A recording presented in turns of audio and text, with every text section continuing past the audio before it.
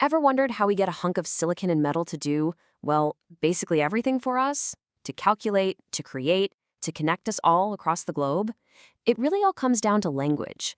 This is the story of how we as humans learn to talk to machines, a journey from just raw electricity to the elegant code that powers our entire world. So let's start by digging into the fundamental challenge, that human-machine divide. Right from the start, the biggest problem was always translation. You see, at their core, computers are incredibly simple. They only think in pulses of electricity, on or off, 1 or 0. That's it. We, on the other hand, think in concepts, in logic, in these big abstract ideas. So the question has always been, how do we possibly bridge that enormous gap? And this is the central question that has driven the entire incredible history of programming languages. How do you take a complex human idea, something like calculate the trajectory for a moon landing, and translate it into a language that a simple machine can actually execute? The answer to that question is a story of absolute genius, creativity, and decades of really tough problem solving. Okay, take a look at this. This just lays it all out, doesn't it? On the left, you've got a simple human idea, add X and Y. Easy. On the right is what the computer actually sees, a stream of binary digits. And get this, early programmers had to write this machine code by hand. It was unbelievably tedious, super error-prone, and just a massive bottleneck.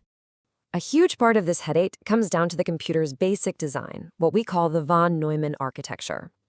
Basically, the processor, the brain, is separate from the memory, where all the instructions and data are stored. This means everything has to be constantly shuttled back and forth. Early on, programmers had to manage that whole process manually. It was pretty clear that we needed a much better way to handle this. So this desperate need for a better way, well, that's what sparked the very first attempts at creating what we call higher-level languages. These were tools designed to finally bridge that human-machine divide. Now, they weren't quite like the languages we use today, but they were absolutely revolutionary first steps. On this timeline, you can see a few of the early pioneers. You have Plancalcal, which was this theoretical marvel, way ahead of its time.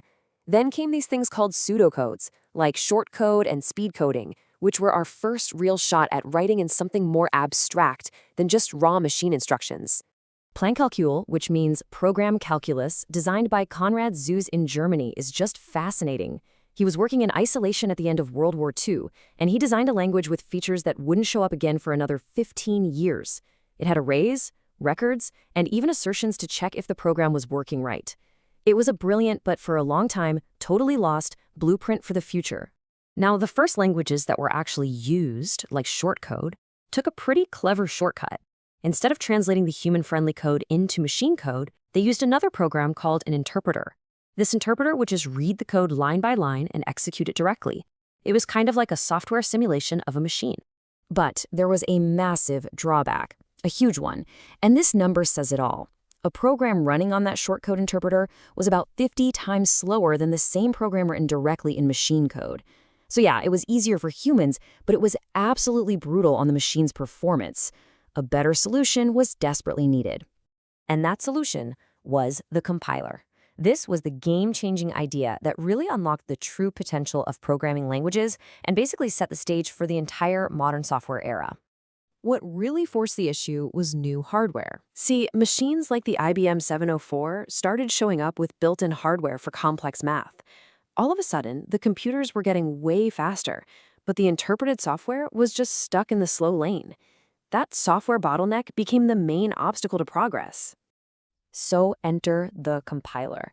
Think of a compiler as a master translator.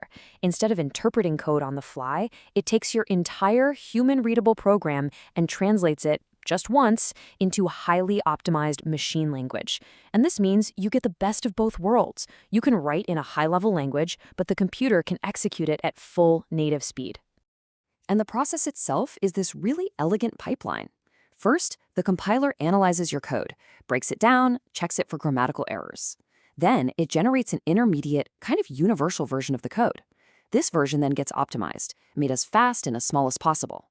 And finally, it produces the machine language that the processor can understand. This is literally how our abstract ideas are forged into raw instructions. So, once we had compilers, and we could finally talk to computers efficiently, boom! An absolute explosion of creativity happened. we very quickly realized that different kinds of problems required different kinds of conversations, and that meant we needed different languages. And this table really shows you what I mean. For heavy-duty scientific work with lots of decimal math, Fortran was king. For business reports and finance, you had COBOL. For the really mind-bending symbolic stuff in early AI, where you're working with ideas, not just numbers, Lisp was the tool of choice.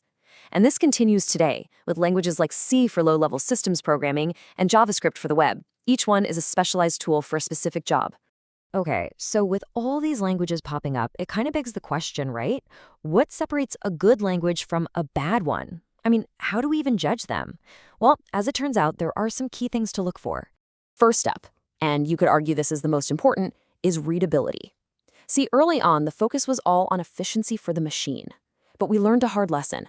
Most of the cost of software is in maintenance, often by someone who didn't even write the code in the first place.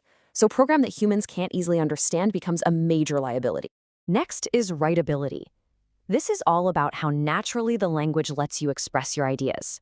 Does it provide the right tools? Does it feel like you're constantly fighting the language? Or is it actually helping you solve the problem? A language with good writability just gets out of your way. And of course, there's reliability. Does the language help you prevent errors? Features like type checking, which stops you from accidentally trying to add a number to a word, are absolutely crucial for building robust software that doesn't just crash when something unexpected happens. But here's the catch, and it's a big one. Designing a language isn't easy. As the famous computer scientist C.A.R. Hoare pointed out way back in 1973, these criteria often directly conflict with each other. You have to make trade-offs. You just can't have it all. And this is a perfect example of one of those tough choices. Java, for instance, really prioritizes reliability. It checks every single time your program accesses an array to make sure it's safe. This makes your programs more robust, but it adds a tiny bit of overhead. C, on the other hand, trusts the programmer to get it right and skips those checks for maximum speed. It's a fundamental choice, safety or performance. Which brings us right up to today, because this quest for the perfect programming language, the perfect way to talk to our machines, is far, far from over. Ultimately, the story of programming languages is really a mirror of our own ambitions. From those early days of scientific computing to the incredibly complex world of AI and virtual reality, our desire to push the boundaries of what's possible has always driven the evolution of code. As our dreams get bigger, so too will our languages. The languages we've talked about today literally built the digital world we all live in. It really makes you wonder, as we continue this incredible journey of teaching machines to understand us, what kind of world will the languages of tomorrow create?